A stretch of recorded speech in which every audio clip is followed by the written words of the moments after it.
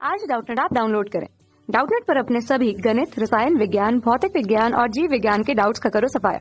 बस प्रश्न की फोटो खींचो, एक ही प्रश्न को क्रॉप करो और तुरंत वीडियो सोल्यूशन पाओ। अभी डाउनलोड करें। हेलो दोस्तों, इस प्रश्न में दिया है व्हीटस्टोन सेतु के सर्वाधिक सुग्राही होने की शर्त क्या है। आप इस चित्र में देख रहे हैं एक व्हीटस्टोन सेतु को। इसमें जो यहाँ पे चतुर्भुज के रूप में इस प्रकार से संयोजित होता है, जिसमें चतुर्भुज की चारों भुजाओं में प्रतिरोध लगाए जाते हैं। तो यहाँ पे आप देख रहे हैं यहाँ जो प्रतिरोध है वो क्या है, PQRS, तथा जो यह इस चतुर्भुज की जो कोण है वो इस क्या चतुर्भुज है, ABCD। तो यहाँ पे हमने A तथा C के बीच में, जो A और C के मध्य में हमने यहाँ पे एक 20 वोल्ट का बैटरी जोड़ा है, एक सेल है या सेल, तथा यहाँ पे कुंजी लगा हुआ है, तथा B और D के बीच में हमने यहाँ पे एक धारामापी लगा हुआ है। तो इस प्रकार से हम देखते हैं कि यहाँ जो जहाँ जो प्रतिरोध है वहाँ A और B के मध्य है P ओम का प्रतिरोध लगा है, B तथा C के बीच में है Q ओम का प्रतिरोध लगा है, तथा D तथा C के बीच में यहाँ पे S ओम का प्रतिरोध लगा है, तथा A तथा D पर यहाँ पे R ओम का प्रतिरोध लगा है। तो जो व्हीटस्टोन सेतु के जरिए हम यहाँ पे किसी भी अज्ञात प्रतिरोध का मान हम यहाँ से ज्ञात कर सकते हैं। यदि हमें 3 प्रतिरोधों का मान दिया है तो इसमें क्या होता है, जब इसमें यहाँ धारा प्रवाहित होती है, V वोल्टेज जब हम इसके A और C के मध्य में हम वहाँ पर विभवांतर अर्थात यहाँ पे एक सेल जोड़ते हैं, तो इससे जब धारा प्रवाहित होती है तो यह धारा सर्वप्रथम यहाँ 2 भागों में विभक्त हो जाती है। माना यहाँ I1 है तथा यह I2 है, और जब यहाँ पे संतुलन की स्थिति जब होता है तो इस B और D में धारा प्रवाहित नहीं होती, अर्थात जो धारामापी में विक्षेप जो है वह नहीं होता। यह संतुलन की स्थिति जब होती है तो इसके लिए क्या है कि यहाँ जो संलग्न भुजाओं का जो प्रतिरोध है वह समान अनुपात में होना चाहिए, अर्थात यहाँ पे P/Q, तथा हम क्या लिख सकते हैं यहाँ से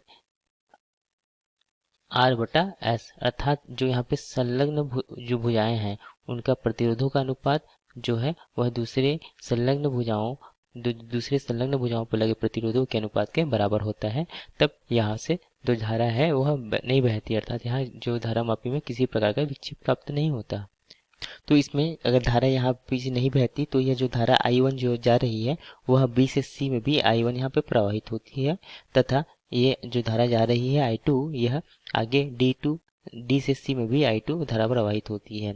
तो इस प्रकार यहाँ पे हमें किसी भी 3 प्रतिरोधों का मान पता है तथा एक प्रतिरोध जो का मान नहीं पता है, तो उससे हम यहाँ पे उसका मान ज्ञात कर सकते हैं। जैसे कि यहाँ पे हमें S का मान पता ना हो, S जहाँ पे S लगा है इस प्रतिरोध का हमें मान अगर ज्ञात ना होगा तो हमें S का मान ज्ञात करना है। तो यहाँ से हम इसके S बराबर क्या लिख सकते हैं, S बराबर Q/P गुणा R। इस प्रकार से हम यहाँ पर S का मान ज्ञात कर सकते हैं। और जैसे कि हमें प्रश्न में पूछा है कि व्हीटस्टोन सेतु के सर्वाधिक सुग्राही होने की शर्त क्या है, तो सर्वाधिक सुग्राही होने के लिए जो यह सभी प्रतिरोध जो है वह सभी एक ही क्रम के होने चाहिए, अर्थात अगर सभी का मान एक जैसा हो जाए तो यहाँ पे विक्षेप जो है बिल्कुल शून्य होता है। जैसे कि यहाँ पे अगर हम सभी का मान लगभग बराबर रख दें, जैसे कि P/P, जैसे कि यहाँ पे जो Q है उसका मान हम क्या रख दें, एक ही रख दें P, तथा यहाँ पे सभी का मान अगर समान रख दें तो ऐसे P/P, तो इस प्रकार से हमें 1:1 प्राप्त होगा। तो इस स्थिति में जो धारा का जो यहाँ इस परिपथ में अर्थात B से D में इसमें धारा जो है वह शून्य होती है। तो इस प्रकार से इसकी सुग्राह्यता जो है वह सबसे अधिक होती है।